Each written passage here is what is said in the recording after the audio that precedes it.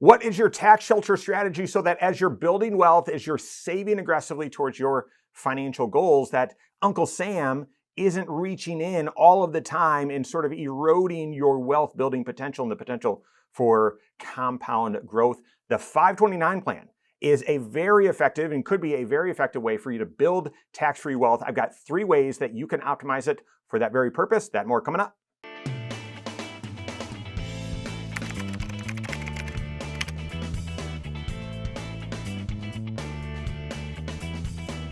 It's 529 day. It is 529 day, May 29th, 529. And good reminder to look at the 529 plan and say, well, are you using this effectively for your tax shelter strategy and for your ability to build tax efficient long-term wealth for you and your family, if not multiple generations? Recently heard of a few financial planners who are, I would say, on the fringe, who have said, no, we don't use 529 plans. And even Dave Ramsey, not to knock him, of course, he's got a very loud or large megaphone and big audience, and he's not a big proponent of the 529 plan. I don't know what these guys are missing. And I'm not saying that it's 529 one size fits all, but golly, it is a very, very flexible tax efficient strategy and could even provide you with some state tax benefits as well. At the federal level, the 529 plan allows you to set up a college savings plan or educational savings plan. Let's use that term instead. And at the federal level, as you make contributions, you don't get a federal tax deduction on it or any tax benefit. All of the investment activities, so dividends and interest, capital gain, it's all tax sheltered while it's growing. And then when you withdraw the dollars, if you withdraw them for qualified educational expenses, I'm going to show you that in just a list in just a second, all of that growth comes out tax-free. It's like the Roth IRA, but for college. And we know how valuable and critical the Roth IRA is. Use one for college. Now, the kicker on top of all of this, or the added sweetener, depending on your state, you could actually get some state tax benefits as well, depending on your state. This does not mean that your child must go to a college within that state. It's just that you pay those state taxes and you understand the mechanics of your tax law. I live in Indiana. Indiana has probably the most lucrative, the most beneficial state tax credit for 529 use in Indiana. You get a 20% state tax credit on the first $7,500 that you contribute to a 529 plan per tax return. So that's not $7,500 per child or grandchild. It's total per tax return. But 20%, that's $1,500 in tax credits. That's dollar for dollar back in your pocket. Now that's just against Indiana state taxes, not even local taxes. So if you look and you say, well, I live in Michigan or I live in another state, I'd like to do that. Well, you're not paying Indiana state taxes, so it wouldn't benefit you. But be aware, what state incentives does your state offer? For your 529 plan, there may be an additional benefit there. So what are the 3 primary ways that you should be using or could be using a 529 plan to build tax efficient wealth as part of your tax shelter strategy? The first one is the obvious one, and that is to save up for future college expenses. I mentioned this is a very effective tool. In our opinion, this is more effective than the educational IRA or Coverdell ESA. This is an extremely flexible and valuable tool for long-term college savings. Yes, there is the caveat that, well, if your child doesn't go to college, it can be a little prickly to get out. Doesn't mean the money is stuck. However, the growth would be taxable. There could be a penalty as well. Or what we tell folks is, listen, if your child is trending that they're not going to go to school, then maybe you stop funding it and maybe the dollars get repurposed to the next child or to grandchildren out there in the future. But don't feel like, well, if my child doesn't go to college or if college looks different, then these dollars are stuck. No, and I'm going to share number 3 with you here, that there's actually more flexibility to 529 plans anyway. But for college savings, this is still, to me, the number 1 choice that you've got to take a look at. I mentioned when I was explaining how they work, qualified educational expenses. You would draw dollars from the 529 plan for qualified educational expenses, and those withdrawals come out tax-free. Well, what are some of those qualified educational expenses? Obviously, tuition is going to be the big one. And so, eligible tuition, tuition fees, books, supplies. So even a computer or internet access, most people aren't aware of that. Sometimes if the internet access is bundled with cable access, no, cable isn't a required expense and qualified expense, but internet access would be. Room and board. So that would both be on campus, but also rent as well. Several others listed in here as well. It's not an all-encompassing list, but a couple things to point out. Transportation travel costs is not allowed. We get that question a lot. Well, my child decided to go to school in Arizona, and in order to be there, they've got to fly to get there or whatever.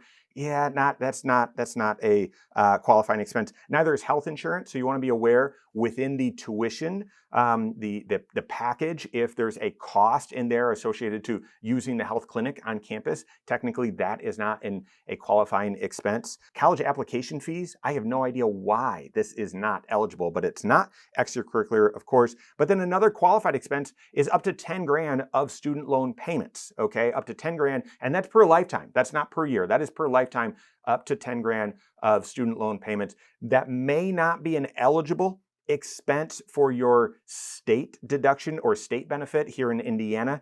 It wouldn't be an eligible withdrawal for student loans, and therefore you'd have to recapture some of the state benefit there in Indiana. So you want to be aware of that, but that is a broad list of some of the qualified educational expenses. So if you've got a child or a grandchild that you want to help in some way, doesn't need to be all, maybe doesn't even need to be a defined amount, but you want to help with some of their college expenses, 529 plans is a great way to build wealth, and do so in a really tax efficient way. That's number one. Number two, and this is still hard for me to say, 529 plans are educational savings accounts as opposed to just college, because the second reason is K through 12. K through 12 tuition actually just got an upgrade and how you can use your 529 plan for this. It used to be up to 10 grand, similar to the student loan. They've expanded that to 20 grand, and good riddance, right? Because obviously private school, if you've got kids or grandkids in that stuff is not cheap. The issue, and we've talked about this on the Wise Money Talk Show that airs right here on this channel,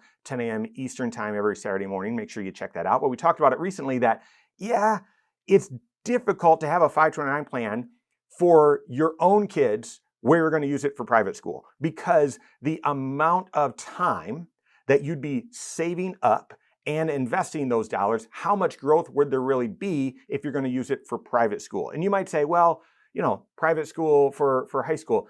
I know, but you still, it might only be invested for 10 plus years. How much risk are you planning on taking, and how much risk, therefore, how much tax sheltered growth? But this can be very effective if you're a grandparent and looking at your kids and looking at maybe where they live, or maybe some of their educational goals, and for your grandkids, and saying, oh, we want to help take some of our wealth that we've built up and shelter it and set it aside for this goal, and our kids could use it for their kids, so our grandkids, private school, if that's what they choose to do. So being aware, a great way to build and build tax efficient wealth and to shelter wealth from future taxes within the 529 plan is to still have those dollars earmarked, though, for K through 12 use, up to 20 grand a year. And then finally, this is the biggie. This is almost where it requires even more creativity and outside the box thinking when it comes to your wealth building strategy, your tax shelter strategy, and the use of the 529 plan. And that is now the ability to transition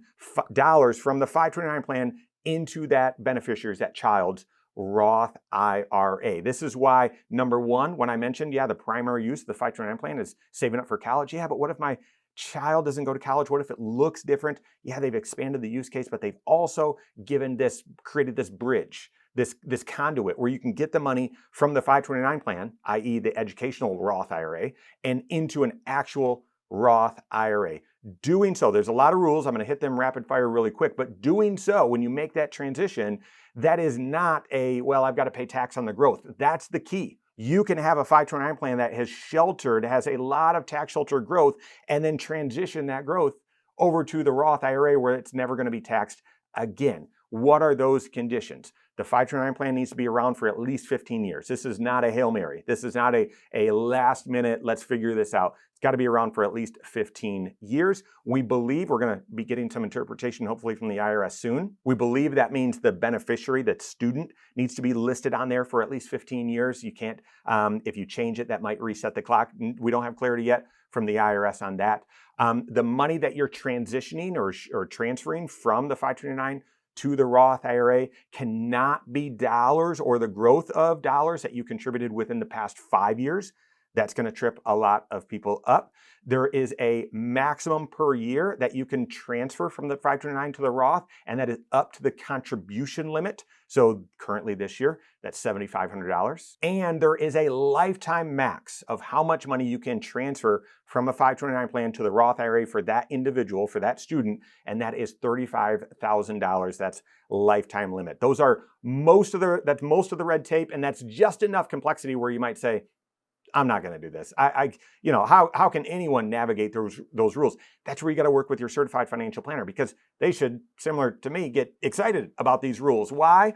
Not that we like complexity, I like simplicity. However, this is an opportunity. This is an opportunity that as you're saving up for college and educational goals for both either kids or grandkids, you now have the ability to take that tax shelter strategy and set it up over their entire lifetime so that those dollars are never taxed. So the big picture question is, what is your tax shelter strategy? Right below that is, where does the 529 plan fit in for your unique financial situation, all 6 areas of your financial life and your financial goals? Work with your certified financial planner on that. If you don't have a CFP on your team, you can contact one on my team. Find us online, Korhorn.com. That's Korhorn with K. WiseMoneyShow.com. You can find us there as well, or give us a call, 574-247-5898. All right, there you have it. Go out and take your next wise step in your financial life.